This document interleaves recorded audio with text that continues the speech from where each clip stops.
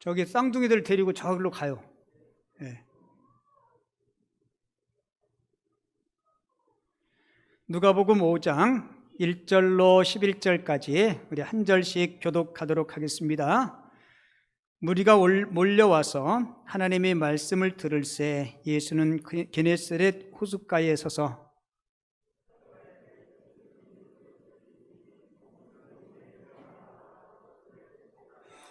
예수께서 한 배에 오르시니 그 배는 시몬의 배라. 육지에서 조금 떼기를 청하시고 앉으사 배에서 무리를 가르치시더니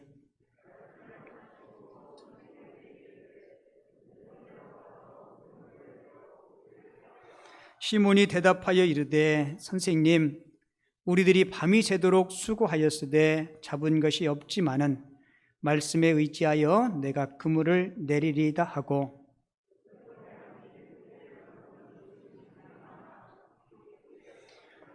이에 다른 배에 있는 동무들에게 손짓하여 와서 도와달라 하니 그들이 와서 두 배 채움에 잠기게 되었더라.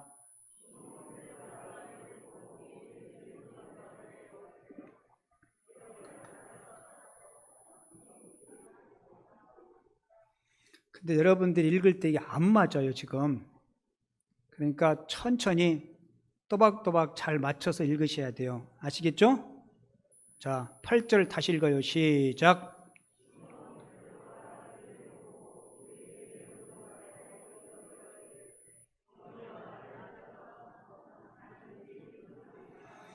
이는 자기 및 자기와 함께 있는 모든 사람이 고기 잡힌 것으로 말미암아 놀라고 야고보와 요한도 놀랐습니다. 예수께서 시몬에게 이르시되 무서워하지 말라. 이제후로는 내가 사람을 취하리라 하시니 같이 읽어요. 그들이 배를 육지에 대고 모든 것을 버려두고 예수를 따르니라. 아멘. 오늘 새 첫 주일 우리 김포 남현교회 2022년도 표 주여 높은 대로 깊은 대로 주여 깊은 대로 높은 대로 이끄소서라는 이 표현을 제목으로 해서 하나님이 주시는 귀한 은혜를 함께 나누도록 하겠습니다. 자, 표현을 다시 한번 읽어보도록 하겠습니다. 시작. 주여 깊은 대로 높은 대로 어디로 이끄다고요? 예, 깊은 대로 높은 대로 우리를 이끌어 주셔서 자, 오늘의 영혼에 만나는 인생의 북극성입니다. 빌립보서 3장 14절 말씀을 같이 읽도록 하겠습니다. 같이 읽겠습니다. 표대를 향하여 그리스도 예수 안에서 하나님이 위에서 부르신 부름의 상을 위하여 달려가노라. 빌립보서 3장 14절 말씀. 아멘. 사막 서쪽에 가면 사하라 중심이라 불리는 한 작은 마을이 있는데 이 마을 사람들은 단 한 번도 마을을 떠나본 적이 없다고 합니다. 레빈이란 사람이 나타나기 전까지 이 마을 사람들은 한 번도 마을을 떠난 적이 없다고 합니다. 왜 한 번도 마을을 떠나본 적이 없는지 그 이유를 물어보았습니다. 마을 사람들의 대접은 언제나 모두 같았습니다. 어느 방향으로 가든지 결국은 다시 이곳으로 돌아오고 말아요.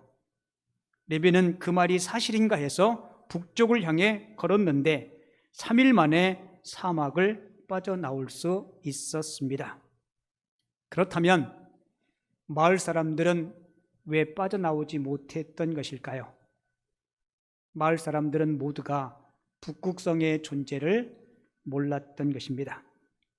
레비는 마을의 한 청년에게 북극성의 존재를 알려주었고 레빈의 말대로 밤에 북극성을 보고 걸었던 그 청년은 정말 3일 만에 사막을 벗어날 수 있었습니다.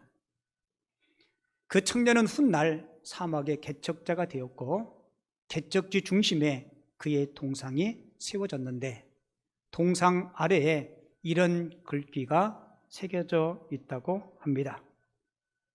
같이 읽어요. 시작. 새로운 인생은 방향을 찾음으로써 시작된다.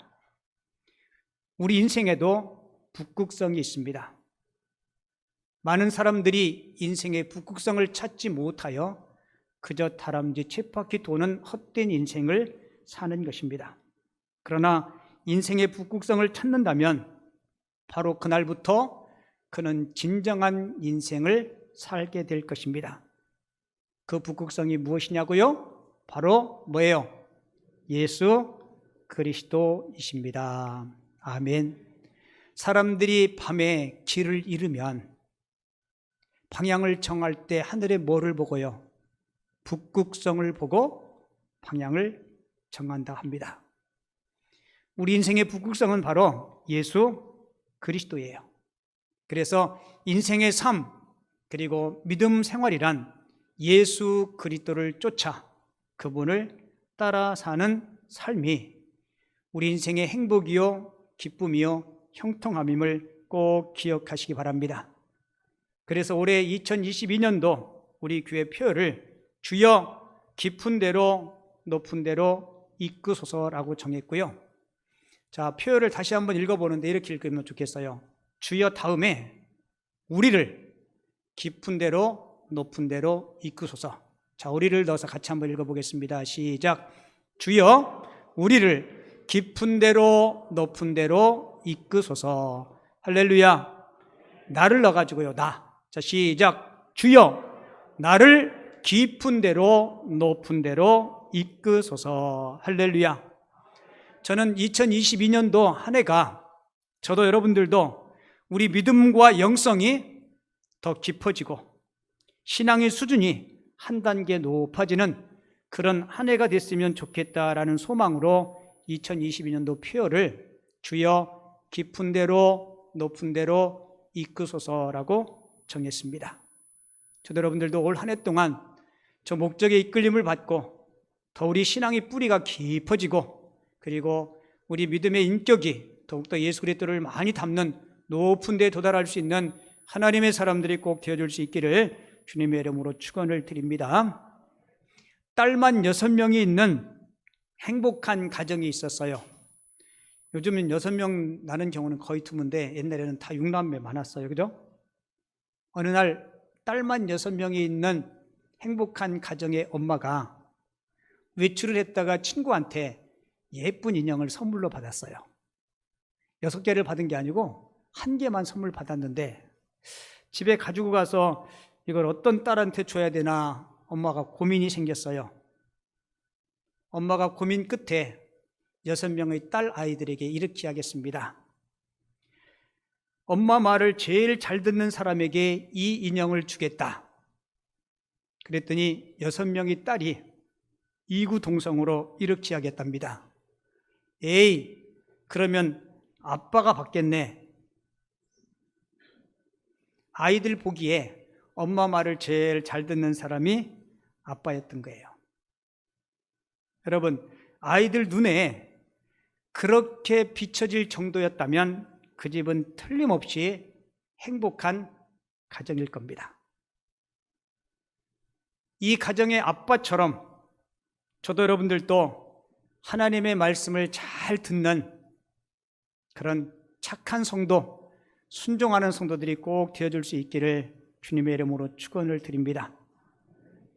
여러분, 우리의 믿음과 우리의 인격이 더 깊이가 있고 더 높아지기 위해서 꼭 필요한 요소가 있어요. 그게 뭘까요? 하나님의 말씀에 대한 순종입니다. 여러분, 우리가 예수 믿는다는 것, 그것을 다르게 표현하면 주님의 말씀에 순종하는 겁니다. 하나님께서 하나님이 백성된 우리들에게 강력하게 요구하시는 것이 있어요. 그게 뭘까요? 순종하라는 겁니다. 예수님을 믿는다면 그분의 기쁜 뜻을 깨닫고 그분의 말씀에 순종해야 돼요. 인생의 모든 행복과 보람과 기쁨과 만족은 주님의 말씀에 순종할 때 있음을 꼭 기억하시기 바랍니다. 바꿔서 이야기하면 인생의 모든 불행은 하나님의 말씀 밖에 벗어날 때 인생의 비참과 불행이 닥쳐오기 시작해요. 우리 속담에 원숭이도 나무에서 떨어질 때가 있다라는 말이 있죠. 오늘 본문이 이와 같은 상황이에요. 오늘 본문의 내용들은 여러분들이 익히 잘 알고 있을 텐데요. 베드로는 갈리 바다에서 물고기 잡는 일에 잔뼈가 굵은 사람입니다.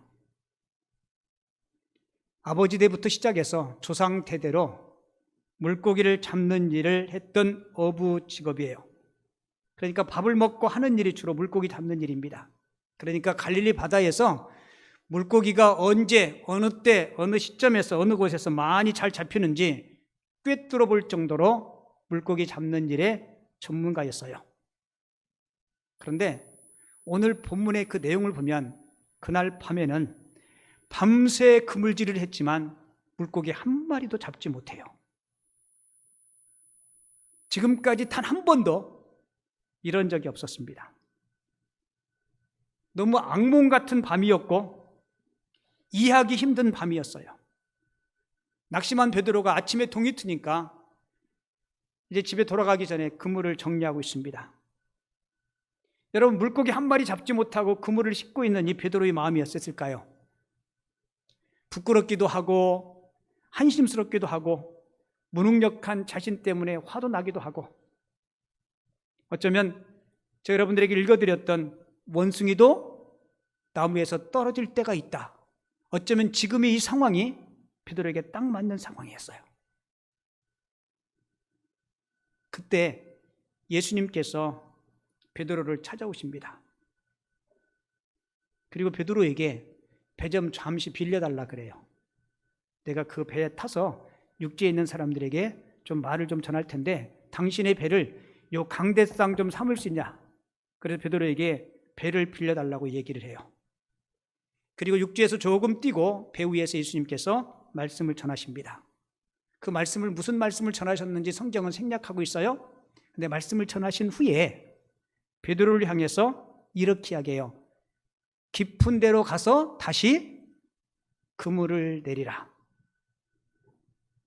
여러분, 갈릴리 바다에서 어부로 잔뼈가 굵은 베드로는 예수님의 이 말을 용납할 수가 없었어요. 그런데 예수님의 그 말씀에 베드로가 순종을 해요, 안 해요? 순종해요. 아마 예수님께서 전하셨던 그 말씀에 베드로가 지금까지 느끼지 못했던 그 말씀의 권위를 듣고 틀림없이 순종했을 겁니다. 사실 베드로는 예수님의 말씀에 별로 순종할 마음이 없었을 거예요. 그리고 순종하기 어려운 몇 가지 분명한 이유가 있었습니다. 그 첫 번째 이유는 시간적으로 지금은 물고기를 잡을 때가 아니에요. 주로 갈릴리 바다는 저녁부터 밤에 물고기를 잡는 시기였는데 아침에 햇살이 떠오르면 물고기들은 깊은 바닷속에 있다가도 햇볕이 돋는 늦에 프랑크톤을 잡기 위해서 밖으로 나온답니다. 그러니까 베드로의 경험상 지금은 깊은 데에 가서 그물을 내려도 물고기가 안 잡힐 시점이에요. 이건 베드로의 지식이었고 지금까지 경험이었어요. 그리고 또 한 가지, 베드로가 순종하기 어려운 또 한 가지 이유는 경험상 이거는 도저히 불가능한 일이었습니다. 밤새 그물질했지만 잡지 못했는데 또다시 깊은 곳에 가서 그물을 던지라, 이거는 경험상 도저히 용납할 수 없는 일이었습니다. 그리고 세 번째, 깊은 데 가서 그물을 던지라는 이 명령자 예수님에 대해서 신뢰할 수가 없었어요. 왜일까요? 예수님은 바다에 대한 전문 지식이 전혀 없는 분이셨어요. 베드로가 알기로는. 예수님이 직업이 뭐예요? 목수였습니다. 목수. 그러니까 베드로 생각에는 비전문가가, 물고기와 바다에 대한 비전문가가 지금 전문가에게 이래라 저래라 명령하고 있는 겁니다. 그러니까 객관적으로 보면 지금 예수님의 명령에 순종하는 것은 결코 쉬운 일이 아니었어요. 근데 베드로는 순종해야 하나요? 순종합니다. 하나님의 말씀의 권위에 눌려서 순종해요. 근데 이게 웬일입니까? 밤새 물고기 한 마리 잡지 못했는데 이 고깃대가 어디서 몰려왔는지 그물이 찢어질 정도로 많은 물고기를 잡게 됩니다. 여러분, 이 사건으로 사도 베드로는 인생의 판도가 바뀌어요.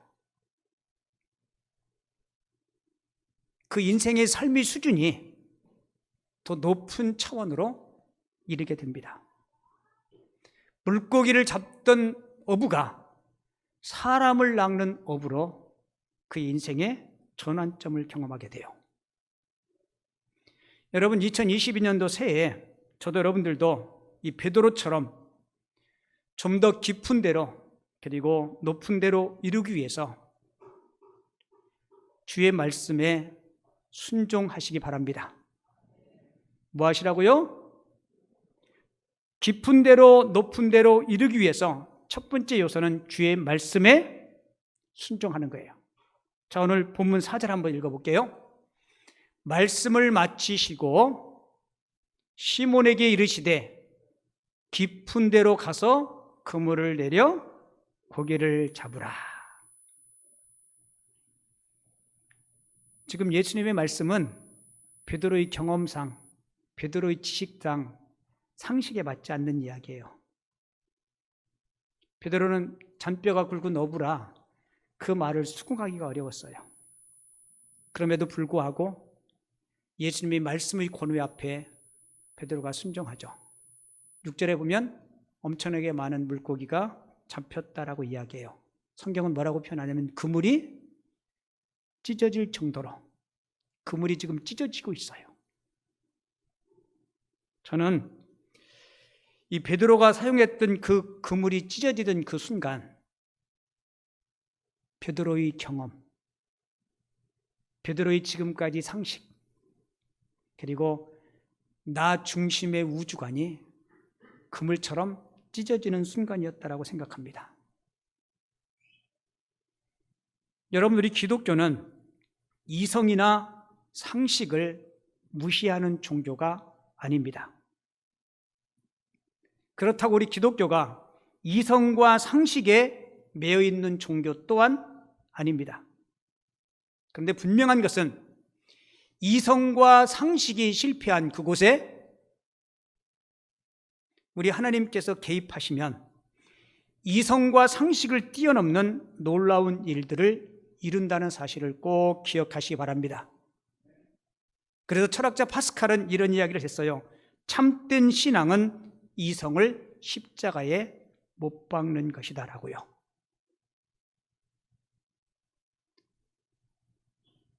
여러분의 삶의 뒤안길을 한번 뒤돌아보세요.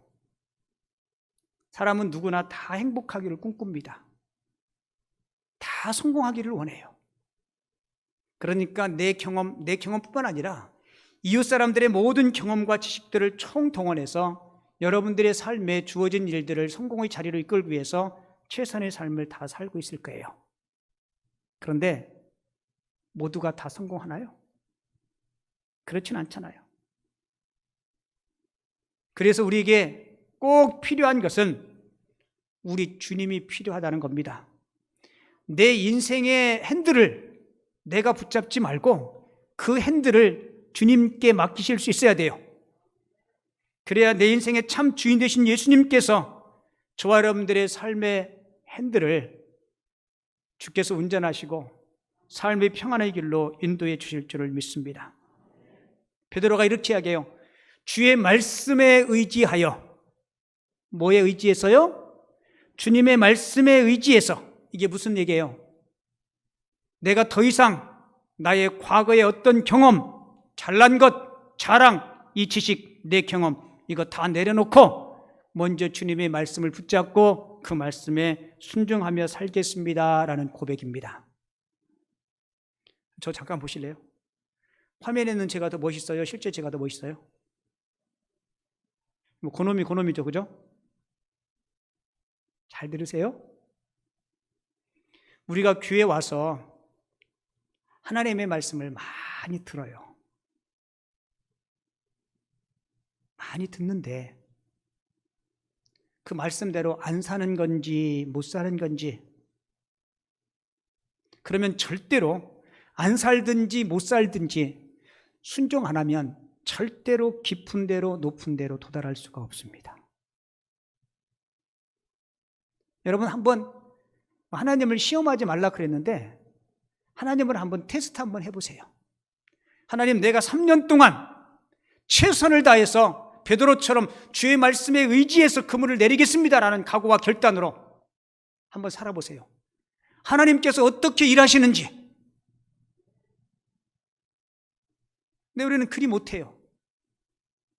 어떤 사람은 한두 번 순종하고 에이, 하나님께서 일 안 하신다. 아니요. 여러분 꼭 기억하세요. 하나님은 한두 번 순종할 때 움직이시는 분이 아니라 끝까지 순종할 때 일하시는 하나님이심을 기억하시기 바랍니다. 여리고성이 한 번 돌았다고 무너졌나요? 아니요. 마지막 한 바퀴 돌 때까지 아무 기미도 보이지 않았어요. 아무 징지도 보이지 않았습니다. 한 번 돌았을 때 성벽이 조금씩 갈라지고, 두 번 돌았을 때 더 갈라지고, 한 5번, 7번 돌았을 때 막 흔들리기 시작하고, 그러면 돌만할 거예요. 근데 마지막 한 바퀴 돌고 소리를 외치기 전까지 그 성은 여전히 그대로 있었습니다. 여러분, 우리 믿음 생활이 그거예요. 하나님이 요구하시는 순종은 한두 번의 순종이 아니라 끝까지 순종하라는 거예요. 이게 하나님의 권위와 그분을 믿는 성도들의 신앙의 태도입니다. 베드로가 깊은 데로 높은 데로 이룰 수 있었던 첫 번째 비결이 뭐예요? 말씀에 의지하여 하나님의 말씀에 순종했다는 겁니다. 내 이성, 내 경험을 다 내려놓고 그것이 주님의 말씀이기에 말씀에 의지할 때 풍성한 결실이 있었어요. 그리고 깊은 데로 높은 데로 오르기 위해서 예수님이 내 인생의 주인됨을 인정하시기 바랍니다. 여러분, 베드로가 금을 씻고 있을 때 예수님이 나타나셔서 지금 베드로의 기분이 썩 안 좋아요. 그죠? 사업으로 치면 망했어요. 소득이 하나도 없어요. 예수님께서 오셔서 배를 좀 달라는 겁니다. 배를 좀 강대상 삼아서 내가 말씀을 좀 전할 텐데 내 배를 좀 달라는 거예요. 여러분 같으면 쉽게 내드리겠어요? 아마 쉽게 내드리기 쉽지 않을 거예요. 근데 베드로는 내드렸습니다. 이게 베드로의 인생 역전의 기회였어요. 그러니까 베드로는 주의 말씀을 건성으로 듣지 않았습니다. 여러분에게 하나 질문 드릴게요. 솔직히 대답하세요. 여러분들의 생명 누구 겁니까? 내 거라고요? 아니요. 내 거면 내 마음대로 컨트롤할 수 있어야 되잖아요. 아닙니다. 내가 이 땅에 누리는 모든 것 하나님이 주신 선물이에요. 제가 증명해 드릴게요. 예수님이 우리들의 삶의 모든 것 되심을. 우리가 복음서를 읽다 보면 굉장히 흥미롭고 재미로운 사건을 우리가 경험할 수 있는데요. 예수님께서 무언가를 쓰시기 위해서 요구할 때 예수님은 그 쓰시고자 하시는 것들을 자기 소유인 것처럼 말씀하세요. 그러니까 베드로에게, 베드로야, 너 그 배 좀 빌려주라. 이렇게 막 사정하고 막 애처롭게 막 매달리고 그러지 않으셨어요. 예를 하나 들어볼까요? 종려 주일에 예수님께서 예루살렘에 올라가시기 위해서 뭐 타고 올라가세요? 나귀를 타고 올라가세요. 근데 예수님에게는 나귀가 없었습니다. 그 제자들에게 너 건너편 마을에 가서 나귀 새끼를 끌고 오라라고 이야기해요. 나귀 새끼가 매여 있는데 무조건 풀러 오라는 겁니다. 여러분, 요즘 말로 이야기하면 그 뭐예요? 그 절도요, 도둑이에요? 제자들이 묻죠. 아니, 그 나귀 주인이 있을 텐데 그를 끌어오면 그 다른 사람 물건 훔치는 거 아닙니까? 예수님께서 뭐라고 말씀해요? 이렇게 말씀합니다. 만약에 너 왜 나 나귀를 끌고 가느냐라고 물으면 이렇게 대답해라. 그 대답이 뭔지 아시죠? 같이 해볼게요. 주가, 크게 하세요. 주가 쓰시겠다 하라. 주가 뭐예요? 그 낙의 진짜 주인이 쓰시겠다는 거예요. 주가 쓰시겠다 하라. 그리하면 보내리라. 낙의 주인이 보내요, 안 보내요? 보냅니다. 예수님은 이 땅에 있는 모든 것이 자신의 소유임을 낙의 새끼를 통해서 우리들에게 말씀해 주세요. 그뿐 아니고요. 우리 예수님께서 마지막 만찬을 위해서 공간이 필요한데 제자들과 함께 모여서 마지막 만찬을 할 장소가 없는 거예요. 그래서 예수님께서 제자를 성내에 보내면서 너 성내에 가면 물동이를 이고 가는 사람이 있을 텐데 그 사람을 쫓아가라. 여러분, 성경이 참 재밌는 게요. 여러분, 옛날에는 물동이를 이고 다니는 여인들이 많았을 거 아니에요, 그죠? 근데 여인들이 대여섯 명 물동 이고 가면 누구를 쫓아가요? 우리말 성경에는 물동이를 이고 가는, 물동이를 지고 가는 뭐 그렇게 기록되어 있는데 원래 정확한 성경의 원문을 보면 남성으로 되어 있어요. 그러니까 보편적으로는 여성들이 물동이를 이고 다니는데 남자 한 사람이 물동이를 이고 갈 거다. 그럼 그 사람을 쫓아가라. 찾기 쉬워요, 어려워요? 찾기 쉽죠. 정말 물동이를 이고 가는 그를 쫓아가서 집 주인에게 우리 주님께서 당신의 다락방 쓰기를 원합니다 라고 이야기해요. 그 다락방을 내어드려요. 여러분, 예수님이 뭔가를 쓰실 때 막 구걸하고 애걸하고 그렇게 쓰지 않으셨어요. 왜요? 주님은 이 땅에 있는 모든 것이 하나님의 것임을 아셨습니다. 오늘 본문의 베드로도 그물이 찢어질 정도로 물고기가 많이 잡힌 뒤에 반응이 좀 표현이 재밌지 않아요?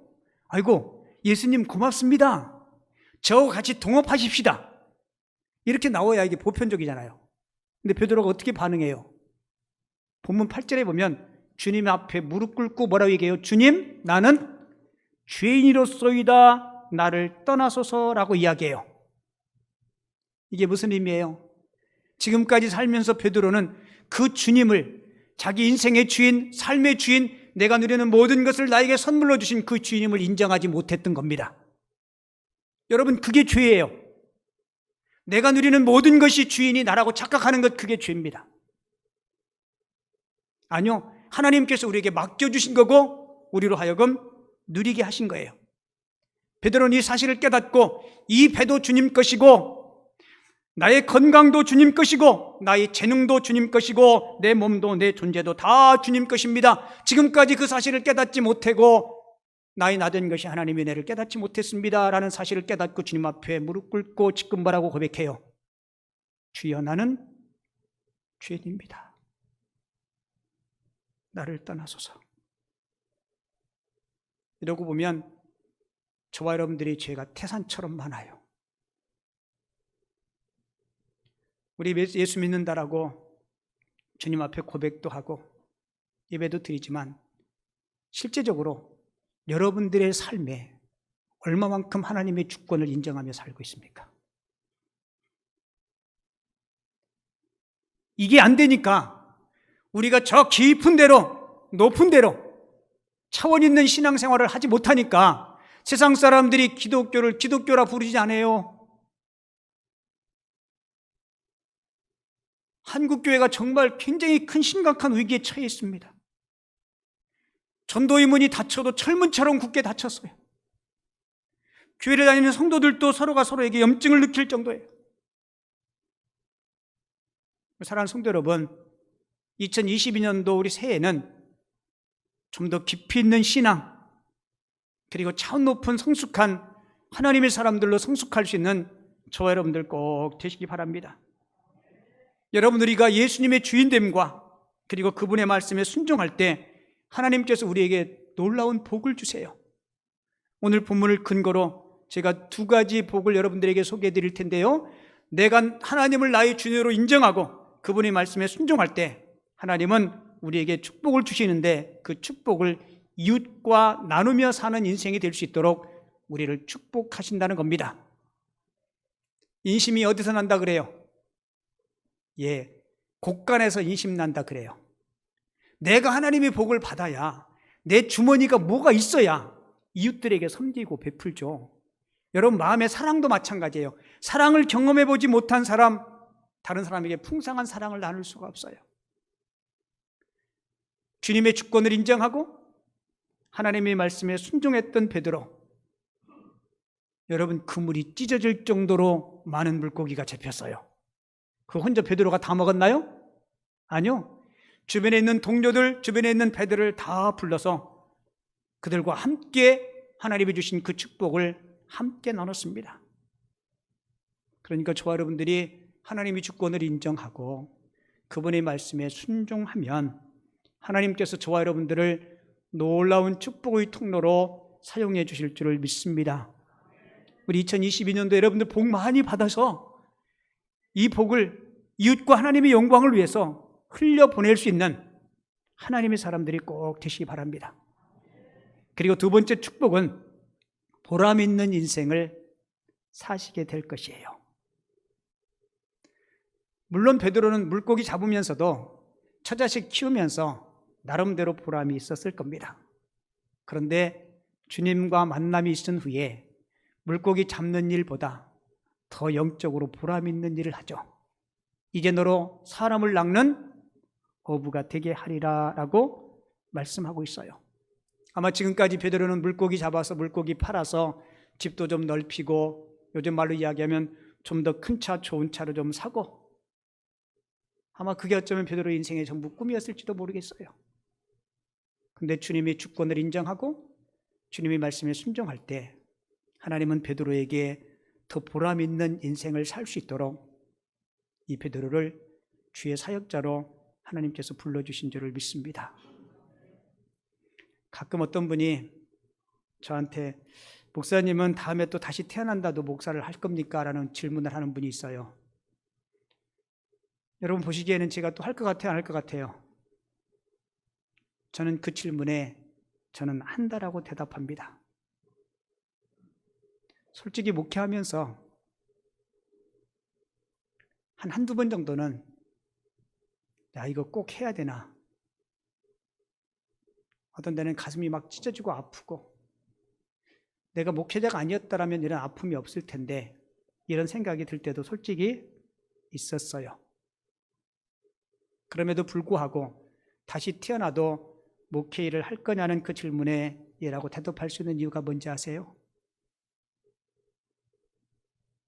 여러분들을 섬기고 영혼을 구원하고 하나님의 말씀을 가르치면서 세상 어떤 것으로도 얻을 수 없는 저에게는 보람이라는 게 있습니다. 여러분, 이 보람은 목사만이 누릴 수 있는 보람이 아니고 우리 성도님들도 누릴 수 있는 보람이에요. 여러분들이 교회를 위해서 때로는 교사로, 성가대로, 아니면 목자로 누군가를 여러분들이 섬길 때 섬김에 어려움이 있지만 그 섬김을 통해서 한 사람이 변화되고 한 사람이 영혼이 구원함을 받고 예수 그리스도를 더 많이 닮아가는 모습을 보면서 우리는 돈 주고 살 수 없는 그 보람을 충분히 느낄 것입니다. 그리고 여러분들이 삶의 현장에서 여러분들이 다니는 직장과 사업장을 통해서도 여러분들이 보람을 느끼실 수 있어야 돼요. 통장에 잔고가 쌓이는 것으로만 보람을 느끼지 마시고 여러분들이 하신 일들을 통해서 보람을 느끼시기 바랍니다. 그 TV 프로그램 중에 그 삶이 힘들어가지고 산속에 들어가는 사람 있죠. 그 제목이 뭐예요, 그거? 자연인. 혹시 여러분들 다 때려치고 자연인 하고 싶은 분 계신가요? 아마 한두 번은 그런 생각이 마음속에 들 수 있을 거예요. 저는 그거 보면서 나도 산속에 들어가서 살까? 저는 누가 땅을 줘도 산속에 들어가서 안 삽니다. 저는 미운이 고운이 그래도 부딪히면서 우리 사람들과 함께 살고 싶어요. 이야기 하나 해드리고 설교 마칠게요. 김동호 목사님이라고 한국교회 아주 유명하고 크게 목회하신 목사님이 계세요. 목사님이 교회 성도 중에 그 중소기업을 하는 분이 계신데 직원이 한 20-30명 정도 되는 꽤 규모 있는 기업이죠. 근데 경기도 힘들고 어려워서 한 달 동안 열심히 일했는데 세금 내고 공장 운영비 내고 직원들 월급 주고 그러고 보니까 사장님 손에 내 몫으로 돌아오는 게 한 푼도 없더랍니다. 주님 앞에 드리고 싶은 11조가 한 푼도 없는 거예요. 목사님을 찾아와서 기도 제목을 이야기하면서 목사님, 저 한 달 동안 헛일했어요. 헛수고했어요. 그러더랍니다. 목사님이 그 이야기를 듣고 집사님 한 달 동안 헛수고한 게 아니고 아주 훌륭한 일 하셨습니다. 큰 일 하셨어요. 그 집사님이 그 목사님의 말을 이해가 안 되는 거예요. 목사님이 이렇게 말씀했답니다. 집사님 직원 몇 명이에요? 그랬더니 한 30명 된다고. 30명 한 달 동안 월급 밀리지 않고 다 드렸죠? 그랬더니 예, 직원들 월급 다 챙겨줬습니다. 세금 내셨죠? 예, 세금 냈습니다. 공장 운영비 밀리지 않고 다 지급했죠? 예, 다 지급했어요. 집사님이 한 달 동안 열심히 일하셔서 직원들 먹여 살리신 겁니다. 30명의 직원뿐만 아니라 딸린 식구들, 4인 가족이면 120명을 먹여 살리신 겁니다. 집사님 한 달 동안 큰일 하셨습니다. 여러분 생각에도 큰일 하셨어요? 안 하셨어요? 큰일 했죠. 이 집사님이, 목사님이 그 이야기를 듣고 아, 그렇구나. 비록 내 손에 내가 챙기는 소득이 없더라도 적더라도 나는 하나님께서 기뻐하시는 일을 성실히 감당했구나. 이렇게 생각을 하니까 마음에 뭐가 찾아와요? 보람이 찾아오고 회사를 출근할 맛이 나는 거예요. 여러분 그 마음과 그 생각을 가지고 열심히 일을 하니까 하나님께서 그 회사에 복을 주셔서 이 사장님이 11조를 내기 시작하는데 한 푼도 못 내던 분이 50만 원도 내고 100만 원도 내고 500만 원도 내고 11조 양이 점점 늘기 시작하더라는 겁니다. 저도 여러분들도 여러분들의 삶의 현장이 그랬으면 좋겠습니다. 하시는 일을 통해서 삶의 의미를 찾으시기 바랍니다. 그냥 목구멍이 포도청이라서 그냥 마지못해서 그 일 하지 마시고 하나님께서 내게 주신 사명이라고 깨닫고 그 일들을 통해서 보람을 느낄 수 있는 하나님의 사람들 꼭 되시기 바랍니다. 그래서 2022년도 한 해 동안 주님의 주권을 인정하시고 그리고 그분의 말씀에 순종해서 베드로처럼 저와 여러분들의 삶의 참된 의미와 그리고 축복의 통로로 귀하게 쓰임받을 수 있는 하나님의 사람들이 다 되어줄 수 있기를 주님의 이름으로 축원을 드립니다.